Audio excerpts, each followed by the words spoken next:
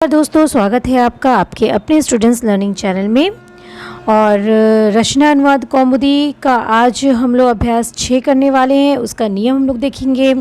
तो आज से शुरू हो जाएगा अभ्यास 6। तो चलिए शुरू करते हैं। तो देखिए, सबसे पहले ही रचना अनुवाद कौमुदी में ऊपर लिखा है शब्दकोश। 125 शब्द की जानकारी आपको पहले से हो चुकी है। 25 शब्द की जानकारी द्विवेदी जी, कपिल देव द्विवेदी जी आपको इस अभ्यास 6 में देंगे। जिस तरह से आपके 150 शब्द आपके संस्कृत के तैयार हो जाएंगे। तो देखिए किस तरह से हम लोग धीरे धीरे आगे बढ़ रहे हैं। तो चलिए हम लोग शुरू करते हैं इन 25 शब्दों की। हालांकि कुछ शब्दों की जानकारी आपको पहले से ही है, ठीक है। तो चलिए हम लोग शुरू करते हैं इसको। देखिए क्या है, धनम। ये आज जो आप अभ्यास 6 में देखेंगे कि नियम को जो देखेंगे उसमें नपुंसक लिंग आपको मिलेगा। कौन सा लिंग मिलेगा? नपुंसक लिंग। अब तक आपने जो देखा है वो पुल्लिंग देखा है, ठीक है। अब तक आपने पुल्लिंग और स्त्रीलिंग देखा है। क्यों? बालिका भी देखा है, बालक भी देखा है। राम का रूप तैयार हो गया आपका। और यदि वैसे रूप के आधार पर देखा जाए तो पुल्लिंग से आपका परिचय हो चुका है राम के रूप के साथ में। अब जो अभी स्त्रीलिंग से रूप के आधार पर नहीं हुआ है, लेकिन पुल्लिंग से हो चुका है राम का रूप। अब नपुंसक लिंग की बारी आई है। किसकी बारी आई है? नपुंसक लिंग। नपुंसक लिंग के शब्द रूप आप जो है जानेंगे और देखेंगे हम लोग शब्द रूप नपुंसक लिंग का किस प्रकार से है। और इसको जो है नपुंसक लिंग के शब्द रूप को हम राम के रूप के साथ टैली करेंगे, तुलना करेंगे, और फिर हम लोग उसको याद भी करेंगे, ठीक है। और आगे शब्दों को भी देखेंगे। तो चलिए शुरू करते हैं बिना समय की बर्बादी किए हुए। धनम। धनम का मतलब क्या होता है? धन। ये नपुंसक लिंग का शब्द है। नगरम। ये जितने भी शब्द आ रहे हैं सब आपको नपुंसक लिंग में मिलेंगे। धनम, नगरम, आसनम। नगरम मतलब नगर, आसनम मतलब आसन। अध्ययनम पढ़ना, ज्ञानम ज्ञान, कार्यम कार्य, ओदनम चावल। ये ओदनम शब्द कैसा है? नपुंसक लिंग का शब्द है। वर्षम नपुंसक लिंग का शब्द है। वर्षा, वर्ष, वर्षम वर्ष। आगे देखिए, दिनम दिन। फिर ये है दिन, फिर आपका आता है खाद। अब ये आपका क नपुंसक लिंग के रूप थे। इससे आपका रूप बनता है। ये नपुंसक लिंग के शब्द थे आपके। अब जो आएगा वो है आपका, अब जो आएगा दोस्तों वो क्या है? ये धातु है, ठीक है। अब तक आपने बहुत सारी धातुएं देख ली हैं। अब कुछ धातुएं और आप सीखेंगे, ठीक। कुछ धातुओं के बारे में भी हम लोग और सीखेंगे। कौन कौन सी है? लट लकार आपने पढ़ लिया है, ठीक है। लट लकार के अब तक हम लोग में अभ्यास 5 तक लट लकार के धातु रूप हम लोगों ने देखे हैं। अब लट के साथ साथ अब हम लोग इस अभ्यास में लोट के रूप देखेंगे, ठीक है। लोट मतलब आज्ञा सूचक, प्रार्थना सूचक शब्द को, प्रार्थना सूचक धातु रूपों को, ठीक है। तो चलिए, ये क्या है? खाद। खाद मतलब क्या होता है? खाना। धाव दौड़ना, क्रीड खेलना, चल चलना, अधिशी। अब इस पे गौर करिए, अधिशी ये एक नया धातु है। अधिशी का मतलब होता है सोना, ठीक है। ये अधिशी आप याद रखिएगा। अधिशी मतलब क्या होता है दोस्तों? सोना। अधिष्ठा, अधिष्ठा मीन्स बैठना। अध्यास मीन्स भी होता है बैठना। तो ये देखिए, अधिशी और अध्यास ये इसके आत्मनेपद के धातु रूप चलते हैं। आत्मनेपदी है ये, इसके आत्मने, और अधिष्ठा ये परस्मैपदी है। तो ये आत्मनेपदी और परस्मैपदी अभी द्विवेदी जी अपनी पुस्तक में ज़रूर बताएंगे। आगे हम लोग इसके बारे में अध्ययन करेंगे। अभी आप सिर्फ धातु की जानकारी करिए। तो क्रीड मतलब खेलना, चल चलना। अधिशी ये धातु महत्वपूर्ण है। और अधिशी, अधिष्ठा, अधिष्ठा और अध्यास ये तीन नए अलग प्रकार के धातु हैं जिनको आपको याद करना है। याद कर लीजिए कि अधिष्ठा और अध्यास में बैठना होता है और अधिशी में सोना होता है, ठीक है। उभयतः, उभयतः का मतलब क्या होता है? दोनों ओर। अभी तक आपने क्या जाना है? अभी आपने परितः जाना है, जिसमें जहाँ लगेगा वहाँ पे द्वितीय विभक्ति का प्रयोग हुआ। अभितः जाना है, अभितः। हाँ, अब ये देखिए उभयतः, उभयतः। अभितः का मतलब होता है चारों ओर, अभितः मतलब दोनों ओर, और उभयतः मतलब भी दोनों ओर। ठीक, तो ठीक, अब ये यहाँ अध्यास तक बैठना था। अब यहाँ से आप जो देखेंगे वो अव्यय पदों को देखेंगे। ग में जो होगा वो अव्यय पद होंगे ना। तो ये अभितः परितः, अभितः परितः, समया, निक्षा, हा, प्रति, इनके साथ तो द्वितीय विभक्ति का प्रयोग होता ही है। अभी हम और भी द्वितीय विभक्ति के प्रयोगों को जानेंगे। ठीक है, द्वितीय विभक्ति जो होती है वो बहुत ही महत्वपूर्ण विभक्ति है। ये द्वितीय जिसमें होगा उसमें कर्म कारक होता है और उसमें द्वितीय विभक्ति लगती है। ठीक है, तो ये देखिए उभयता, उभयता मतलब होता है दोनों ओर। उभयता का मतलब दोनों ओर। सर्वतः चारों ओर, सर्वतः चारों ओर, जैसे परितः था ना, परितः मतलब चारों ओर, उसी प्रकार से उभयत सर्वतः मतलब भी चारों ओर होता है। धिक, धिक, धिक का मतलब होता है धिक्कार। ऊपरी, पर, ऊपरी मतलब पर। अधः मतलब नीचे, अधि अंदर, अधः नीचे, और अधि क्या है, अंदर। जो जो शब्द दोस्तों आपको ऐसा लगे कि इसको मैंने कभी नहीं सुना, उसको आप जो है लिख ज़रूर लीजिएगा।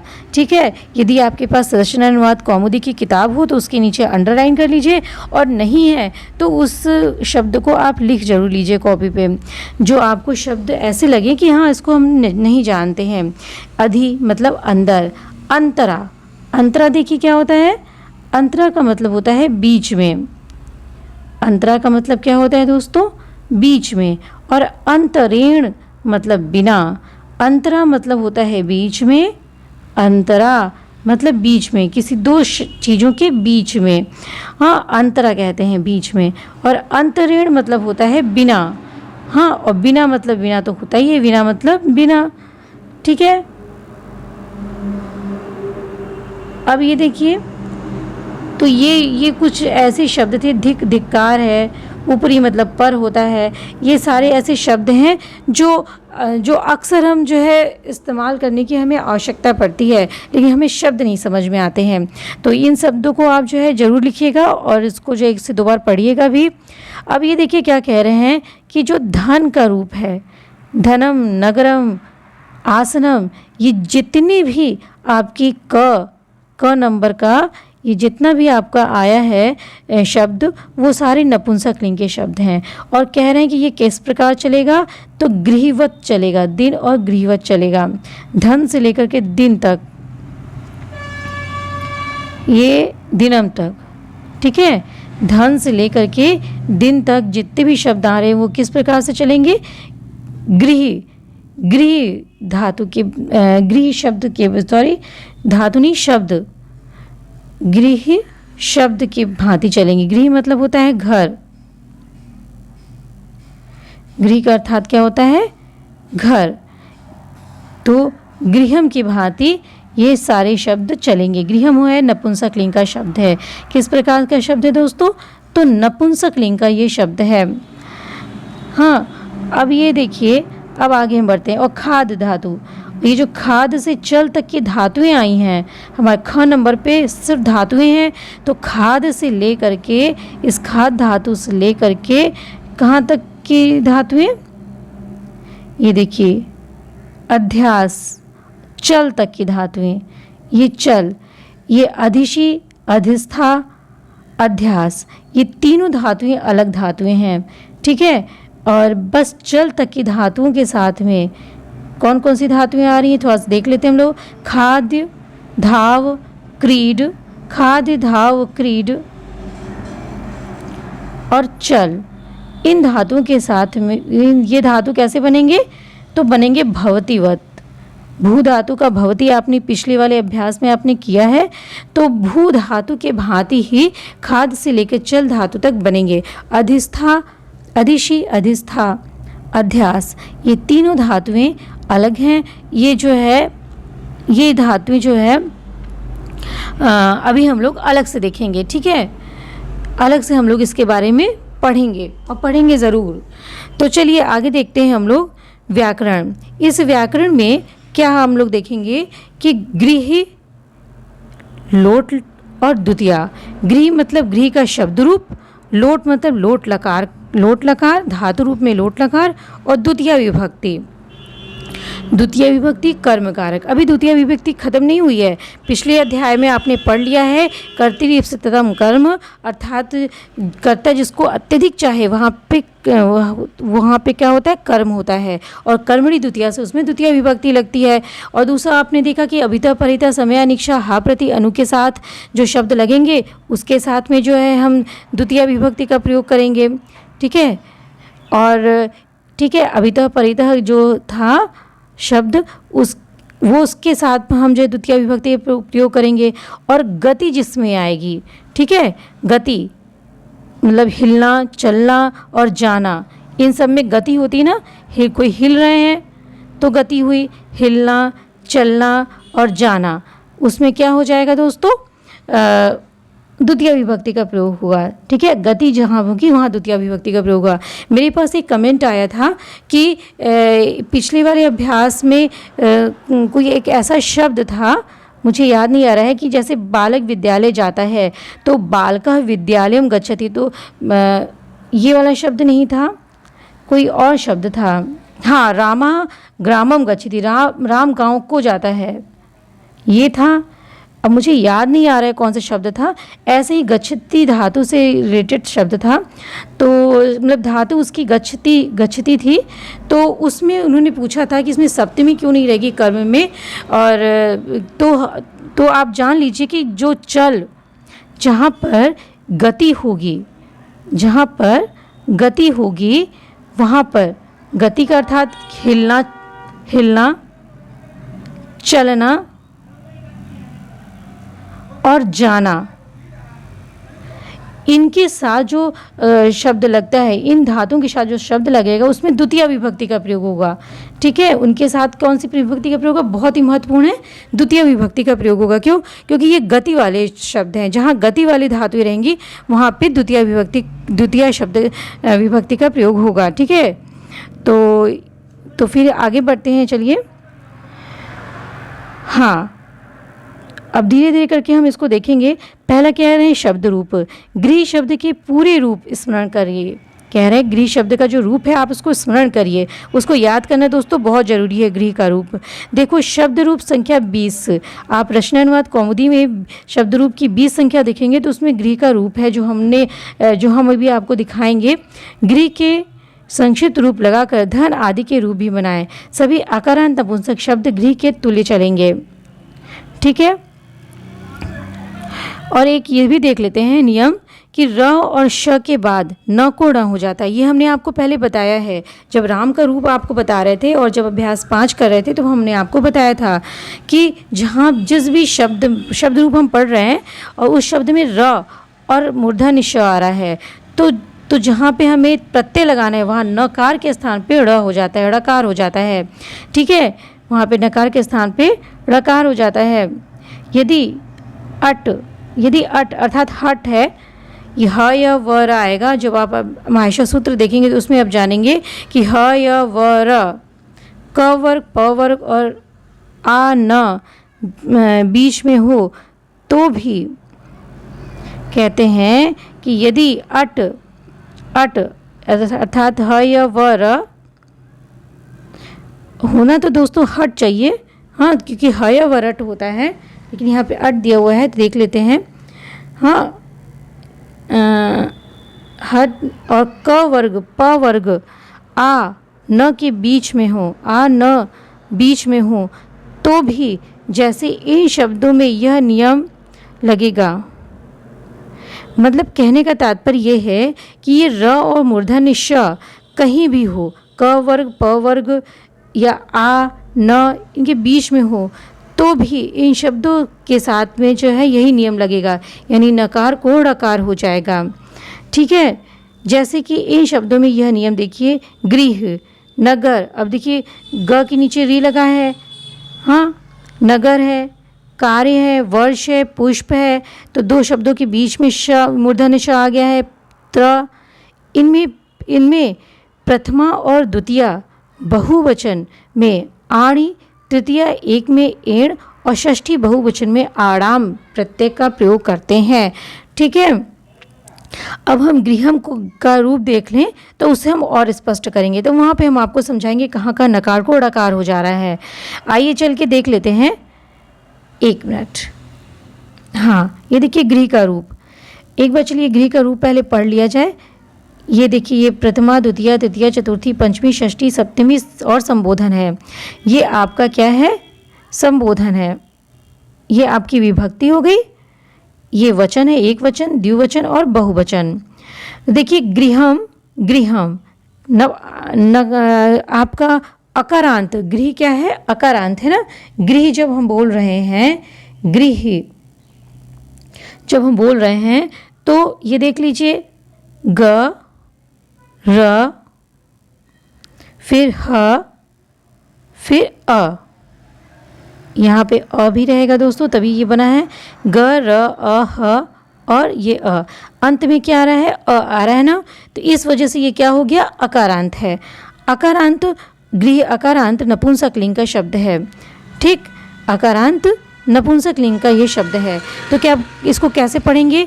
गृहम, गृहम, गृहेण, गृहाय, गृहात, गृहस्य, गृहे, हे गृह। ठीक, आगे देखिए, आगे देखिए, गृहे, गृहाणि, गृहे, गृहाणि, गृहे, गृहे। एक बार फिर से चलिए पढ़ते हैं। गृहम, गृहम, गृहेण, गृहाय, गृहात, गृहस्य, गृहे, गृहे, गृह, हे गृह। और फिर उसके बाद ये देखिए, गृहे, गृहे, गृहाभ्याम, गृहाभ्याम, गृहाभ्याम। वैसे दोस्तों देखा जाए तो जो नपुंसक लिंग होता है उसमें संबोधन की आवश्यकता नहीं होती है। ठीक है, नपुंसक लिंग में कोई प्राण तो होता नहीं, लेकिन यहाँ पे द्विवेदी जी ने जो है संबोधन भी दिया हुआ है, चूँकि आपको समझाने के लिए दिया हुआ है। नहीं तो नपुंसक लिंग में संबोधन हम उसे करते हैं जिसके अंदर प्राण हो ना। तो यहाँ संबोधन की तो आवश्यकता है नहीं नपुंसक लिंग में, लेकिन फिर भी द्विवेदी जी ने दिया है तो आप देख लीजिए इसको। हाँ, पुस्तक में दिया है, क्योंकि कहीं कहीं बहुत जगहों पे जो मानवाधिकार अलंकार होता है, यानी कि जो नपुंसक चीज़ों में भी प्राण द्योतित करके हम शब्दों को बोलते हैं, तो वहाँ पे हम प्रयोग कर सकते हैं। तो चलिए देखते हैं यहाँ पे, गृहम, गृहम, गृहेण, गृहाय, गृहात, गृहस्य, घे, गृहे, हे गृह। फिर द्वितीया में हो जाएगा गृहे, गृहे, गृहाभ्याम, गृहाभ्याम, गृहाभ्याम, गृहयोः, गृहयोः, हे गृहे, गृहाणि, गृहाणि, गृहेय, गृहेभ्यः, गृहेभ्यः, गृहाणाम, गृहेषु, हे गृहाणि। तो दोस्तों आप गौर करेंगे राम के रूप में और गृह के रूप में गौर करेंगे तो ये प्रथमा विभक्ति और द्वितीय विभक्ति, इसी में गृहम, गृहे, गृहाणि आया है, गृहम, गृहे, गृहाणि आया है। और बाकी सब ये सारी जो हैं आपके, ये पुल्लिंग से मिलते हैं। गृहेण, गृहाभ्याम, गृहे, गृह, रामेण, रामाभ्याम, रामेह, गृहाय, गृहाभ्याम, गृहेभ्यः, रामाय, रामाभ्याम, रामेभ्यः, गृहात, गृहाभ्याम, गृहेभ्यः, रामात, रामाभ्याम, रामेभ्यः, गृहस्य, गृहयो, गृहाणां, रामस्य, रामयो, रामाणां, गृहे, गृहयो, गृहेषु, हे गृह, हे गृहे, हे गृहाणि।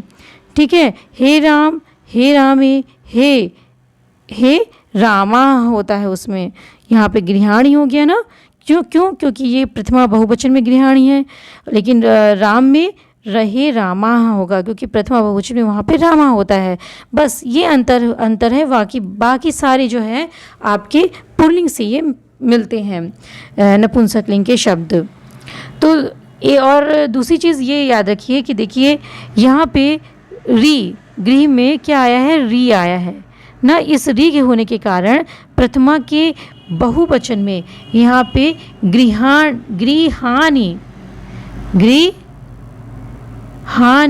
नहीं है, गृहाणि ना होकर के गृहाणि है, कि जो कि शुद्ध है। ठीक है, इस री आने के कारण नकार को णकार हो गया है, गृहाणि हो गया है। अब उसी तरह से तृतीया के एक वचन में भी यहाँ पे न जैसे फलेन, जैसे होता है ना फलेन, तो फलेन फलेन जो है ये फलेन यहाँ पर है, लेकिन यहाँ पे न के स्थान पर यहाँ पे गृहीन हो सकता है ना, लेकिन नहीं, क्योंकि री आ गया है, इस वजह से इस नकार को ड़कार हो गया है। इस नकार को क्या हो गया है दोस्तों, ड़कार हो गया है, ड़ बन गया है ये गृहीण। आगे देखिए और कहाँ पे आया है ड़कार, गृहाणाम, षष्ठी के बहुवचन में वो बोलेंगे यदि तो फलानाम। यदि हम बोलें इसको फल का फल भी तो नपुंसकलिंग है, तो हम बोलें तो क्या बन जाएगा, फलानाम, फला नाम, ठीक, फला नाम बोलेंगे षष्ठी के बहुवचन में। तो यहाँ हम गृह नाम नहीं कह सकते हैं, क्यों, क्योंकि रिकारांत आगे आ जाने के कारण, री आ जाने के कारण, रिकारांत नहीं री आ जाने के कारण इस नकार को ड़कार हो गया है, ठीक है। तो इन सब, और वही संबोधन में भी आ गया है, संबोधन में बहुवचन में। तो चलिए दोस्तों, ये आपने जाना ये इस तरह से राम का रूप और मतलब कि पुल्लिंग का रूप और नपुंसक लिंग के रूप में बस इतना अंतर है कि नपुंसक लिंग में प्रथमा विभक्ति और द्वितीय विभक्ति, गृहम गृहे गृहाणी, गृहम गृहे गृहाणी होता है, और बाकी सारे पुल्लिंग से ये मैच करते हैं, मेल खाते हैं। इतना आप याद कर रखेंगे तो आपको याद करने में आसानी होगी। अब इनके प्रत्ययों को जान लीजिए। तो देखिए, अम ए आनी, अम ए आनी, एन आभ्याम ऐह, आय आभ्याम एभ्यः, आत आभ्याम एभ्यः, अस अयोः आनाम, ए अयो एषु, अ ए आनी। इस तरह से ये प्रत्यय लग करके, और जितने भी नपुंसक लिंग शब्द हैं आपकी जो शब्द रूप में आए वो सारे इनमें ये इसी प्रत्यय को लगा करके बनेंगे। जैसे एक प्रत्यय आप ले लीजिए और बाकी आप स्वतः बनाइएगा। जैसे धन को लेते हैं, धनम, तो धनम तो कैसे बन जाएगा, धनम धने धनानि, धनम धने धनानि, धनेन धनाभ्याम धनेह, धनैः धनाय धनाभ्याम धनेभ्यः, धनात् धनाभ्याम धनेभ्यः, धनस्य धनयोः धनानां, धने धने धनयोः धनेषु, धनेषु धने, हे धन हे धने हे धनानि।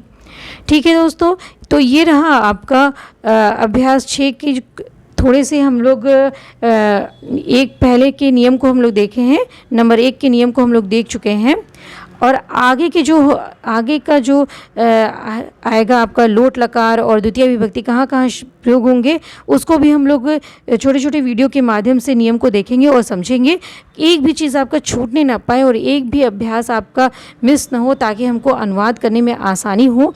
इस वजह से हम लोग छोटे छोटे वीडियो के माध्यम से ही ये नियमों को देखेंगे और अभ्यास को भी देखेंगे। तो मिलते हैं दोस्तों आपसे अगले वीडियो में, अगले अभ्यास 6 के नियम के साथ में। तो अब तक के लिए आपसे विदा चाहती हूँ। नमस्कार।